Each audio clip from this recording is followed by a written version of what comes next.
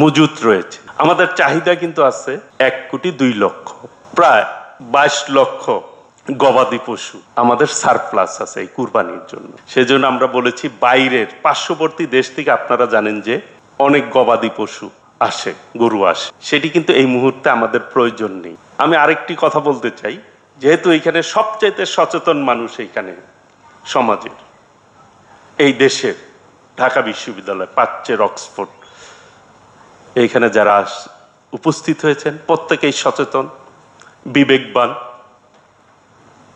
আপনাদের বিবেকের কাছেই প্রশ্ন রাখতে চাই এবং যারা শুনছেন, যারা শুনবেন তাদের কাছেও প্রশ্ন রাখতে চাই। এই যে গবাদি পশু আমরা কুরবানি দেই কি আল্লাহকে রাজি খুশি করার জন্য, এবং হালাল ভাবে সেটা করে থাকি আমরা। এই যে চোরাই পথে যে কুরবানির গরু আসতেছে,